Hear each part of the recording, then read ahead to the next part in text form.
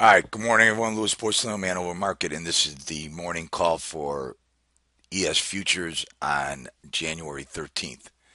Okay, I put this day chart up. Remember, I talked to you about a day chart without the 24-hour period in it. So this is just the day chart, meaning the market price movement during the hours of 8:30 Central to 8:15 or 3:15 Central. All right. So what I'm trying to show you is that this day here, then when we created the gap, which we filled yesterday, that these were the 2 days that I saw a lot of program buying and computer buying that came in and created this gap. Okay. Now what I've done is prior to that we have drawn the all-time high is 2088.75. Okay. And we went down and we made a low on December 16th at 2061 half.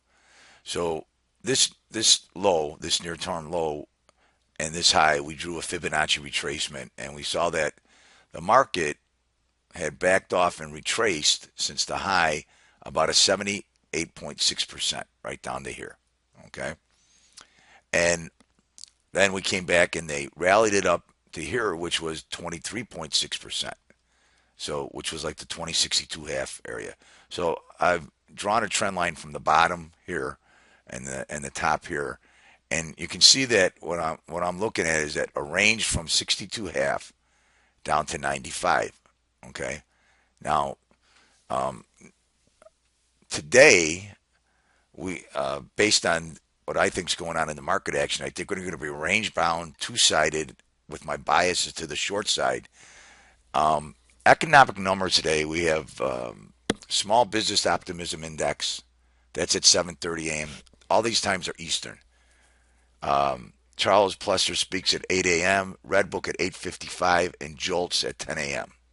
Okay, and then we have some bill auctions at 11:30, 1 p.m., and so on. Treasury budget out at 2 p.m. All right, tomorrow I think is the big news day, and that's why I think we're going to get a two-sided trade and more of a bias to the short side because we're trading higher right now. All right, so tomorrow we got MBA purchasing applications at 7 a.m. We got retail sales at 8:30 a.m. Import export prices at 8:30 a.m. Atlanta Fed business inflation expectations, which would be could move the market, and then business inventories at 10 a.m. also, which can move the market. Got EIA petroleum, which will be important to the oil, and then 30-year bond, and then the beige book at 2 p.m. So those are all tomorrow being the big news day. I think that's why we're going to get a two-sided trade. I still have a bias to the short side. I'm looking to see if it's going to fill back in here today. So let me show you. I'm gonna switch this up right now. Let me go to style settings, futures, show extended hours. Hit OK. Same chart now with overnight action. With overnight action.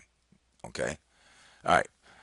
That's that. Let me show you um, our ES chart, the day chart we're going to use now. When during the day, I use a 5 minute chart.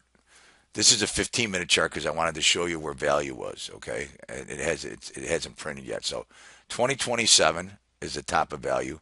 Yesterday was the most heavily traded price was 2022, which is the mode.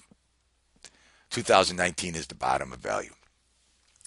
We're going to use the bull bear zone to be 2033 up here in the orange. And then remember, we got these single prints from 32 half up to 42 half. So those two pink lines. All right. And then when you see these R1 and R2, R3, and so on, those are the floor calculated pivots. Now, last night,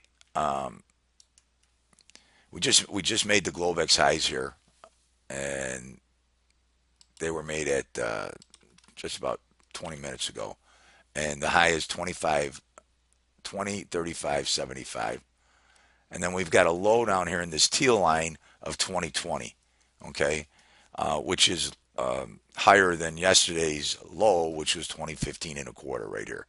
All right.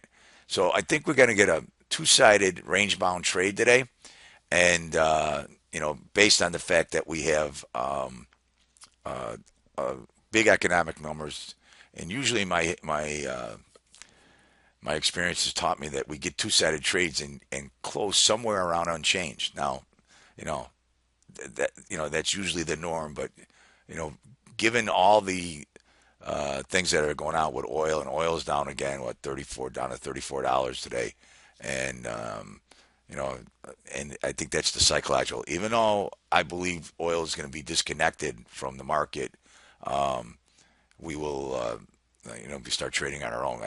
I kind of think that oil's, besides the deflationary pressures, um, I was looking at it yesterday, and everybody's talking about there's more money in their pocket when you fill up your car, your gas. You're going to get your heating oil bills and whatever, anything that has to do with energy. And if all of us took that extra savings and then put it in a savings account, I would think, okay, well, the oil's not doing anything for us, but it's not. All right, it used to cost me $80 to fill up my car. Now it's only 45. I'm spending that money somewhere else. So that's my opinion. I think in the short, it's going to turn around. It's going to be positive for the economy for right now. It's a redistribution of wealth. We're taking it from the oil companies and putting it in our pocket, and we'll spend it. All right, now here is the 5 minute pivot. Okay, so we got the 5 minute pivot sitting at 28, basically 28. Let's say call it 75. All right, and it's above the it's above the top of value. See, it's not colored in yet, but remember the top of value is 2027, 2022. Um, if we could take this out, get back inside here, I think we're going to be moving back down here to the 2022 level. All right, Louis Porcelino, Man Over Market. Hopefully this was helpful. Hopefully the tweets are helpful. If you want to, what I put in a video, make sure you can go and register on our site, which is manovermarket.com. It's free. Register, and you can get all this in writing and be able to print it off and have it.